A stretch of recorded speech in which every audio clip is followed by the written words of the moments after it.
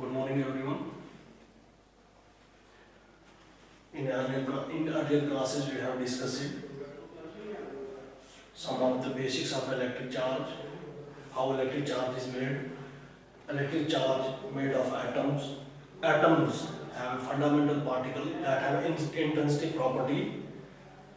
That intrinsic property create a force. That force may be positive. That force may be attractive or it may be repulsive. We also discussed charge are of two types, positive charge and negative charge. Like charge and unlike charge. Like charge repel each other, unlike charge attract each other. These are the some basics which we have discussed in earlier classes. Now today we are going to discuss another topic, Coulomb's law. But before Coulomb's law, we will discuss some of the properties of a charge. First property is additivity of a charge. Charge के हमने कल charge पढ़ा था, charge के types पढ़े थे. आज हम चार्ज की कुछ प्रॉपर्टीज पढ़ेंगे कूलम्ब लॉ से पहले. Additivity of a charge. Additivity of a charge क्या होता है? लेट अस कंसीडर, जैसे हमने कंसीडर किए दो चार्जेस.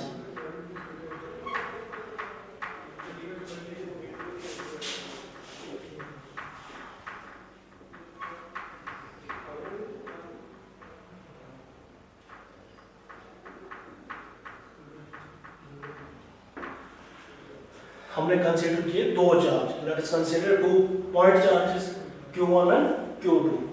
अब जो है टोटल चार्ज कैसे ऑब्टेन होगा? Total charge is obtain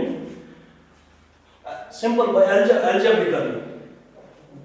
rule of algebra, laws of algebra से जैसे आप बाकी जो मैथमेटिक्स में लॉज ऑफ अलजेब्रा यूज करते हो वैसे ही टोटल चार्ज में भी obtain by algebra. If there are two charge Q1 and Q2, total charge में भी obtain Q is equal to Q1 plus Q2. In a system, if there are more than two charges, if there are three charges, Q1, Q3, then total charge may be obtained Q1.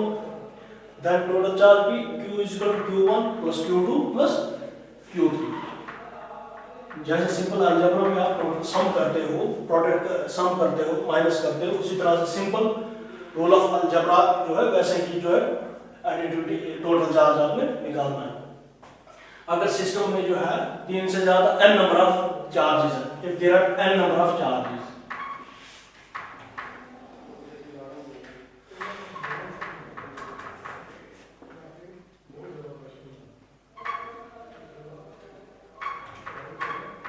n number of charges,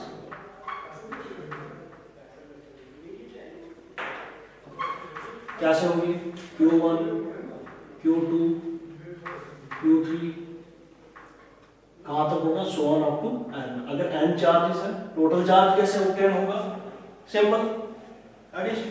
total charge is equal to Q1 Q2 plus so on, कहाँ तक? Up to n charges. Total charge, यह additivity of a charge. कैसे algebraically इनको total charge कैसे निकालना? अगर के system मानो एक सिस्टम है,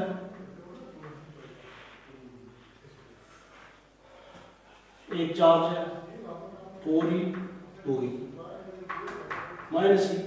टोटल 3 चार्जेस है इसमें 4e 2e and e. Total charge कैसे निकालोगे आप?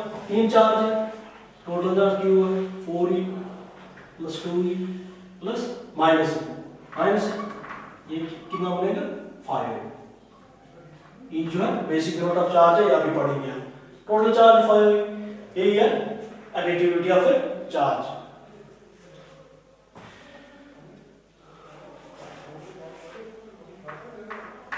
नेक्स्ट प्रॉपर्टी हम पढ़ेंगे conservation of charge.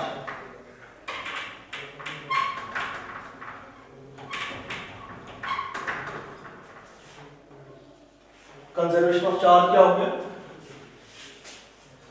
in an isolated system, total charge will always remain conserved.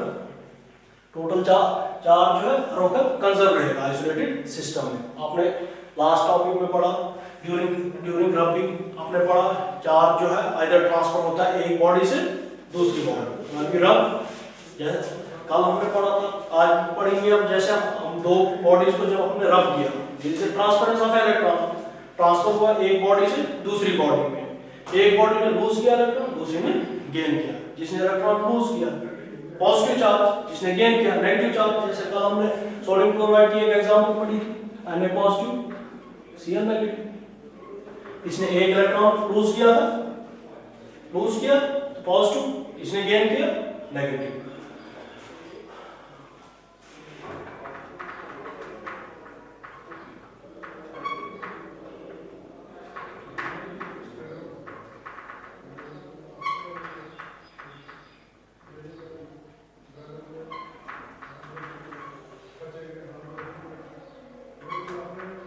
In isolated system,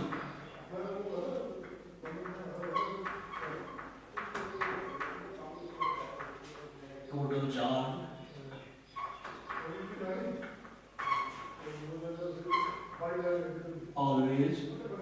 always remain conserved.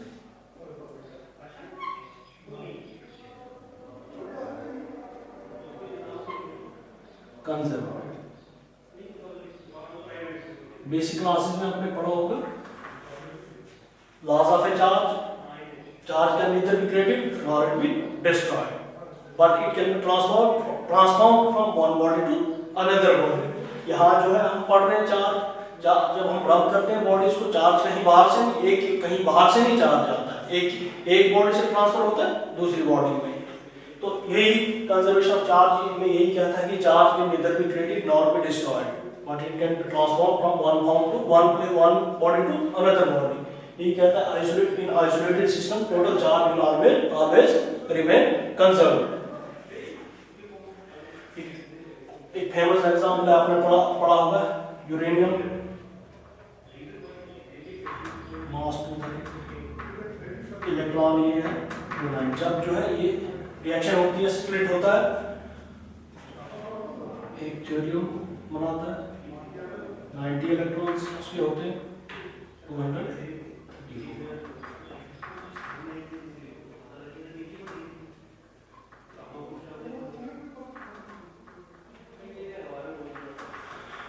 जब रिएक्शन हुई यूरेनियम स्प्लिट हुआ थ्योरियम और एक अल्फा पार्टिकल में, हीलियम में।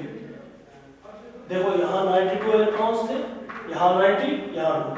Before reaction, after reaction charge और मास जो है रिमेन सेम, 234 + 4 238।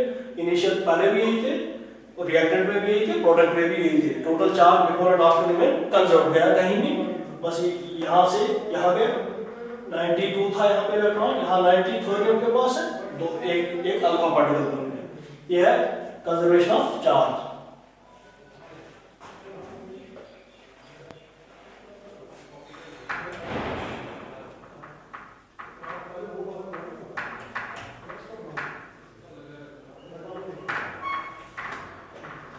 अब है quantization of charge.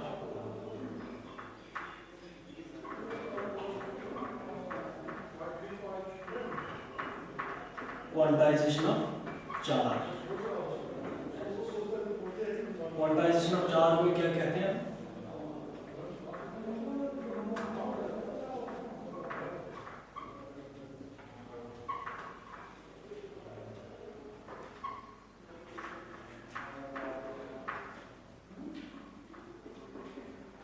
All the free charges always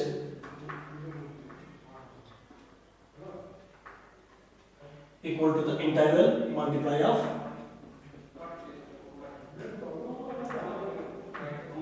basic amount of charge.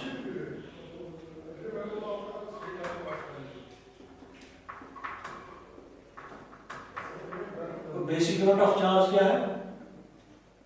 Denoted by E.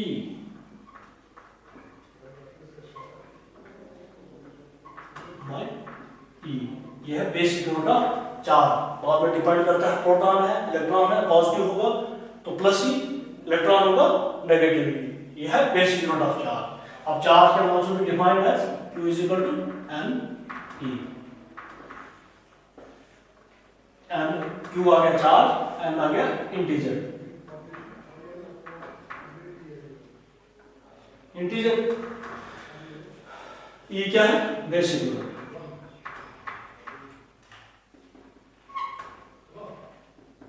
Basic unit of charge. किसी सिस्टम में N1 इलेक्ट्रॉन है, N2 प्रोटॉन है। System में, किसी भी सिस्टम में अगर दो चार्जेस है तो इसमें टोटल चार्ज कितना बनेगा? कोई सिस्टम, ऐसा सिस्टम है जिसमें N1 और N2 है, उसमें टोटल चार्ज कितना आएगा? Basic unit of charge N1E plus N2E। Basic unit common है दोनों का, N1 plus N2E। N1 plus N2 integer है, N1 और N1 है इंटीजर, दो इंटीजर का सम इंटीजर ही होगा। It can be integer he integer रहेगा, बाद में ये इलेक्ट्रॉन है, ये सॉरी बाद में ये basic unit of charge E है। E की वैल्यू आपने कल पढ़ी, E की वैल्यू होगी 1.6 × 10⁻19 कूलम। ये है, कहने का मतलब ये है कि चार्ज जो है, free charge will always remain the integral multiply of its basic unit. Basic unit E था, और जितना भी जो भी चार्ज, जितना भी चार्ज होगा आगे मल्टीप्लायर होगा किसका? बेसिक यूनिट E का। ये थी छोटी छोटी दो तीन प्रॉपर्टीज। छोटी सी प्रॉपर्टी और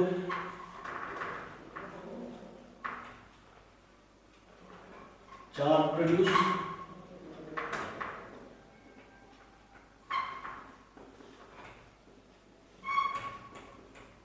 electric and magnetic field.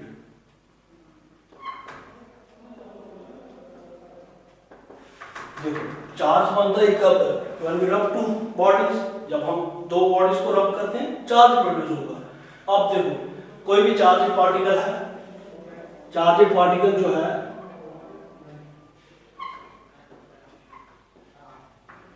when any charged particle जब रेस्ट में होगा, रेस्ट में होगा वो क्या क्रिएट करेगा? वो क्या बना है? रेस्ट में जो है इलेक्ट्रिक फील्ड प्रोड्यूस करेगा। इलेक्ट्रिक फील्ड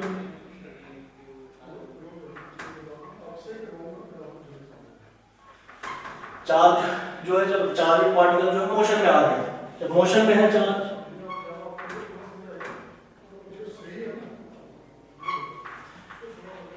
मोशन देखिए कौन सा motion? Unaccelerated motion. Rate of motion हम किसको बोलते हैं? Rate of change of velocity, rate of change of velocity with respect to time, acceleration. और मोशन कौन सा होना चाहिए? अनएक्सेलरेटेड।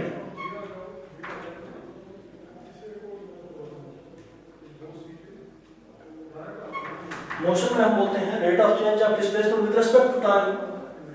अब ये है मोशन। मोशन अगर अनएक्सेलरेटेड मोशन है, ये क्या प्रोड्यूस करेगा? Electric field as well as magnetic field.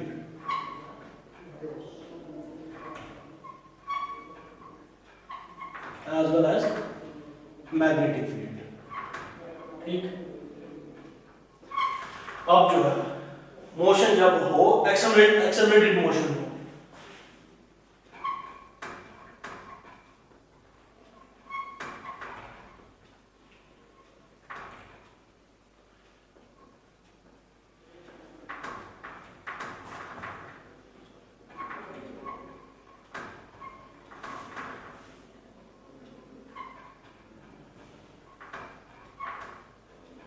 Electromagnetic waves. देखो इसमें हम लोग तीन चीजें पढ़ी। चार्ज पार्टिकल जब रेस्ट में होगा इलेक्ट्रिक फील्ड प्रोड्यूस करेगा, जब मोशन में होगा लेकिन अनएक्सेलरेटेड मोशन में होगा वो इलेक्ट्रिक फील्ड भी बनाएगा, और इलेक्ट्रिक फील्ड भी और मैग्नेटिक फील्ड भी, दोनों, both electric as well as magnetic field. लेकिन जब मोशन जो एक्सेलरेटेड मोशन होगा तो electric field as well as magnetic field तो बनाएगा ही बनाएगा, लेकिन रेडिएट करेगा, रेडिएट एनर्जी करेगा। It will also radiate energy in the form of electromagnetic waves.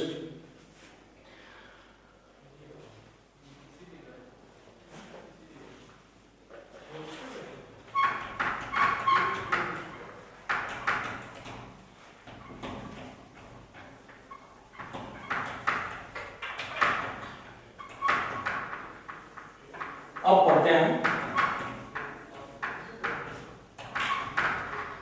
Coulomb's law.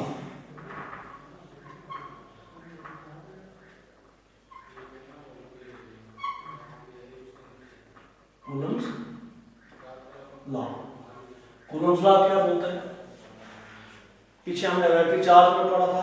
Electric charge atom से बनता है, उनकी इंट्रिंसिक प्रॉपर्टी होती है, फंडामेंटल पार्टिकल्स की इंट्रिंसिक प्रॉपर्टी, जिस जो फोर्स क्रिएट करता है, that force may be attractive और रिपल्सिव। अब यहां पढ़ेंगे हम force between the two point charge.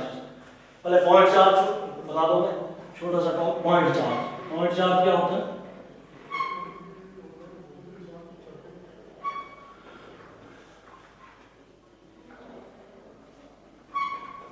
Point charge बोलते हैं when the size of the charged particle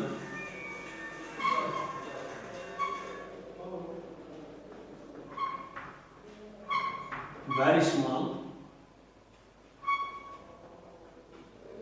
as compared to the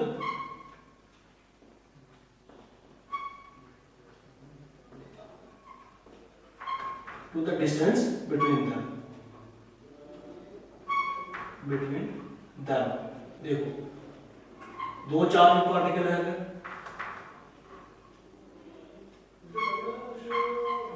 Q1 Q2। Size of the charge particle जो है ये और ये चार्ज पार्टिकल है, ये चार्ज पार्टिकल। जब इन चार्ज पार्टिकल का साइज जो हो जाए very small as compare to the distance between them, जो इनके बीच में डिस्टेंस है, इसके कंपैरिजन में जब साइज जो है चार्ज बॉडी का वेरी स्मॉल हो जाए as compare to the distance between them, then फिर हम इसको कह रहे हैं then this object may be treated as point charge, then this charge is treated as a point charge। क्या होगा point charge? When the size of the charged particle is very small as compared to the distance between them, then you may treat them as a point charge। ठीक, Coulomb's law पढ़ेंगे हम। Coulomb's law ने क्या कहा? Force of attraction और repulsion. Force of attraction or repulsion between the two charges is directly proportional to the product of their charges and inversely proportional to the square of the distance between them। ठीक, अगर definition लिखते हैं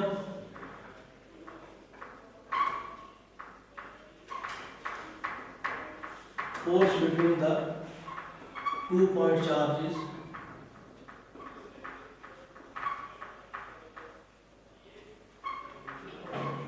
is directly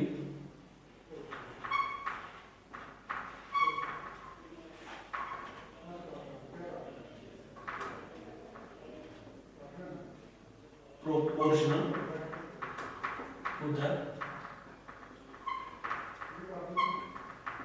the product of their charges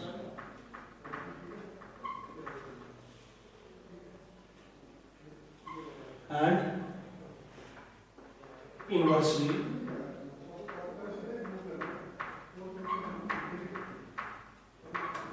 proportional to the square of distance between them। ये थी definition इसकी।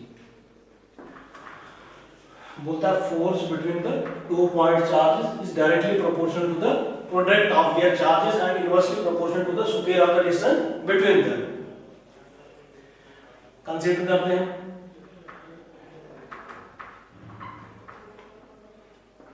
let us consider two point charges।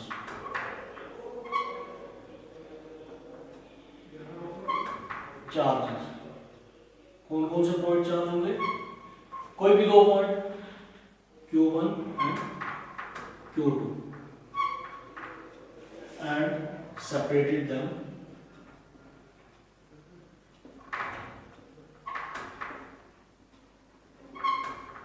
by distance r। दो point charge लिए हमने,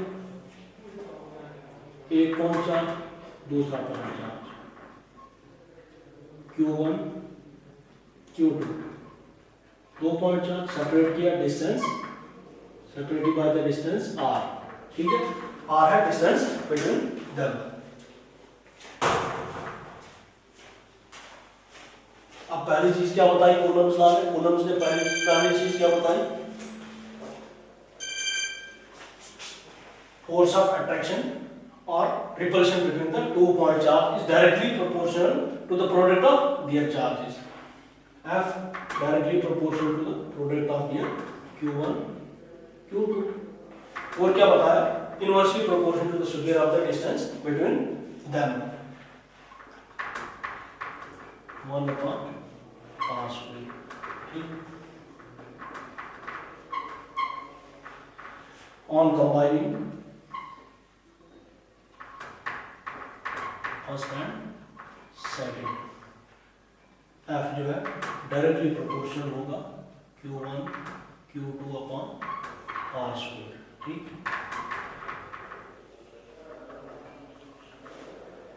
दो चीजें बताई थी कॉलम्स ने, एक कहा कि डायरेक्टली प्रोपोर्शनल रहेगा इनके प्रोडक्ट ऑफ चार्जेस पे, और inversely proportional to the square of the distance between them. Combine किया हमने दो इक्वेशन, ये क्या बना Q1 Q2 upon are square. इसे आगे कंटिन्यू हम करेंगे नेक्स्ट लेक्चर कल इंशाल्लाह। ठीक है, वी विल डिस्कस टुमारो इंशाल्लाह। यहीं से आगे कंटिन्यू करेंगे। Thank you.